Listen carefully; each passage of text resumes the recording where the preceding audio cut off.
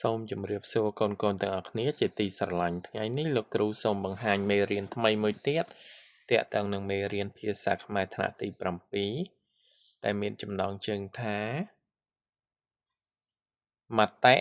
ឬគំនិតអញ្ចឹងកូនចូល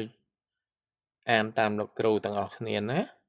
អ្នកបានសិក្សារួចមកហើយអំពីការឬការពិត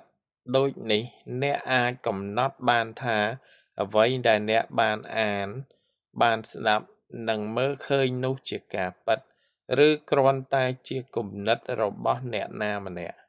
ប្រសិនបើយើងមិនបានសង្កេតគិតពិចារណាឲ្យបានច្បាស់ទេនោះយើងនឹងភាន់ច្រឡំរវាងការពិតនិងមតិ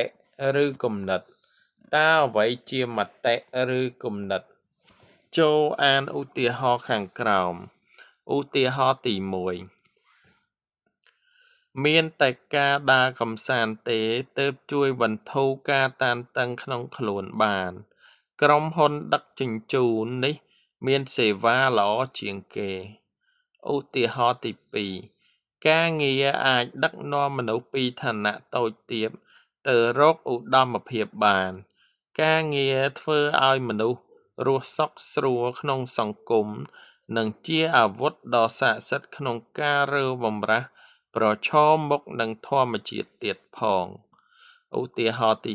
3ជាទូទៅការប្រើប្រាស់កុំព្យូទ័រតិចឬច្រើនសុទ្ធតែប៉ះពាល់ដល់ភ្នែករបស់យើង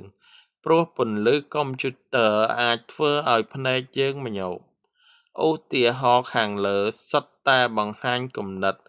ឬការយល់ឃើញរបស់បុគ្គលខ្លះៗហើយបុគ្គលខ្លះទៀតមានគំនិតឬយល់ឃើញផ្សេងពីនេះបានដែរមតិឬគំនិតគឺជាយោបល់ការគិតឃើញឬការយល់ឃើញរបស់បុគ្គលណាម្នាក់ឬក្រុមណាមួយដែលមិនប្រាកដថាត្រូវ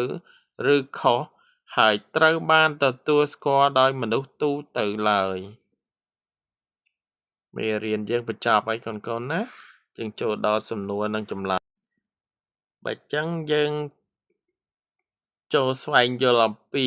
និយមន័យមតិឬគំនិតម្ដងទៀតណាគឺជាយោបល់ការគិតឃើញឬការយល់ឃើញរបស់បុគ្គលណាម្នាក់ឬក្រុមណាមួយដែលមិនប្រាកដថាត្រូវឬខុសហើយមិនត្រូវបានទទួលស្គាល់ដោយមនុស្សទូទៅឡើយបាទចឹងយើងចូលដល់សំណួរនិងចម្លើយយើងណាលំហាត់និងចម្លើយកលេខ1តើកថាខណ្ឌណាខ្លះជាមតិ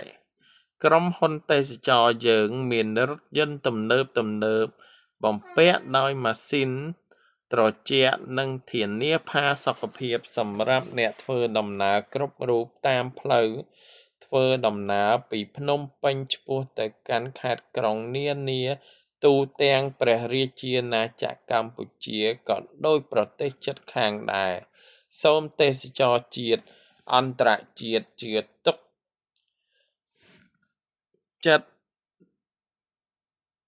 ទុកដាក់លើសេវាបម្រើល្អឥតខ្ចោះនិងការធានាសុវត្ថិភាពរបស់ក្រុមហ៊ុនទេសចរយើងខ្ញុំ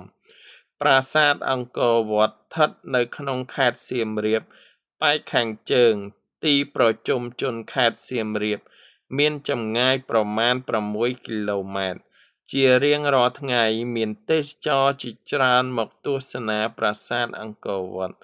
ប្រាសាទនេះមានវិមានដ៏ធំស្កឹមស្កៃមួយល្អឯករកគូប្រដូចគ្មានចម្លើយកថាខណ្ឌទី1និងទី3ជាមតិព្រោះវាគ្រាន់តែជាការនិយាយនិងជាការយល់ឃើញរបស់មនុស្សម្នាក់ឬមួយក្រុមតែប៉ុណ្ណោះណាបាទបញ្ចប់ហើយកូនៗណាសំណួរចម្លើយយើងបាទជាចុងបញ្ចប់នេះលោកគ្រូសូមអរគុណកូនទាំងអស់គ្នានិងជូនពរកូនទាំងអស់គ្នាឲ្យទទួលបាននូវសុខភាពល្អជោគជ័យក្នុងការសិក្សានិងទទួលបាននូវពុទ្ធពរទាំង4ប្រការគឺអាយុវណ្ណៈសុខៈពលៈកំបីគ្លៀងគ្លាតឡើយ លោកគ្រូសូមអរគុណ និងសូមជម្រាបលា។